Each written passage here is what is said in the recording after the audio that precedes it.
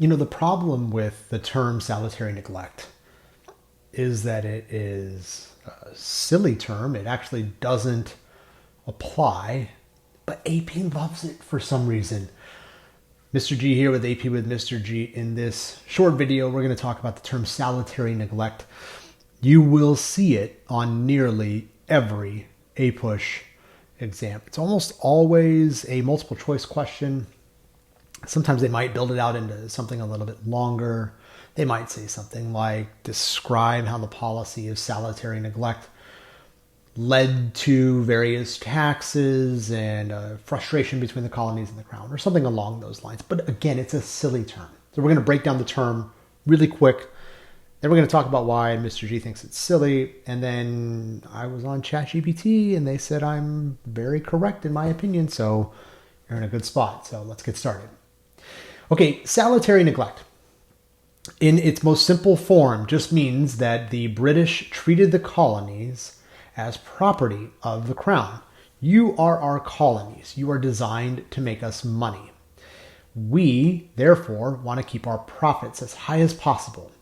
The way we do that is we don't invest any money into you.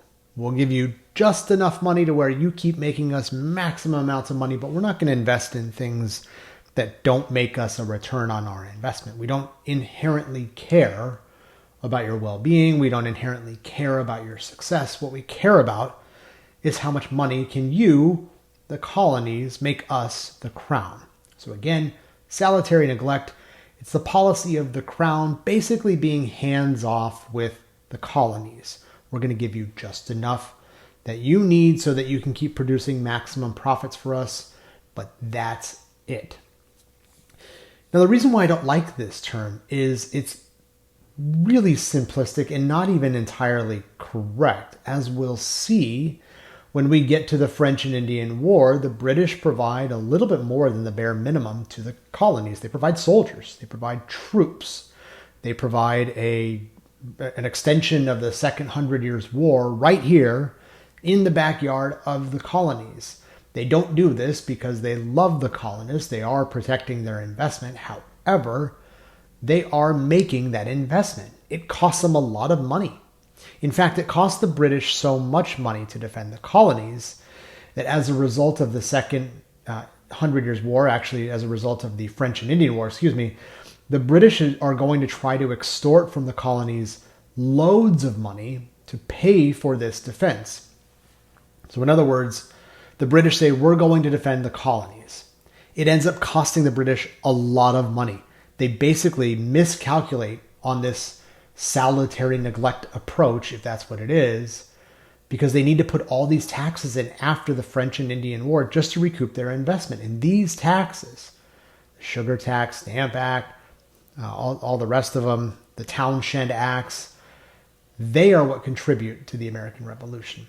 So, salutary neglect, a policy wherein the British treat the colonies as an investment. We're going to give you just the bare minimum we think you need to make us maximum return on our investment. It is a misapplied term. AP loves the term. They love the term. If you throw it out without being asked about it, oh, you just look so smart to them. But again, it's not entirely true. The British did not treat the colonies with salutary neglect. They quelled rebellions when there were domestic rebellions. They came to the aid of the colonists against the French and the Indians. The other reason why I don't like the term is it implies that this was something that was unique. It implies that French colonies and Portuguese colonies and Spanish colonies around the world had a great working relationship with their colonizer. Not true. So to say that the British treated the colonies with a policy of salutary neglect sort of implies that they're unique in this sense, but they weren't. The British treated the colonies as an investment, but they came to the aid of that investment when it was not financially viable to do so, and they acted no differently than any of the other colonizers around the world. Now, I think this is a really interesting concept. The AP examiners, again, love salutary neglect, but if you can see beyond this, if you can, when asked a question, if you can go deeper than the superficial, what am I being asked here, you will do very well on the exam. They're looking for things like causes and correlations, and they're looking for continuity and change over time and all these fancy terms. If you can demonstrate that by showing that you actually know what the content means, and that you can ask questions about it, and that you can say, but did the British treat the colonies with the policy of salutary neglect? No, I don't think so, and here's why.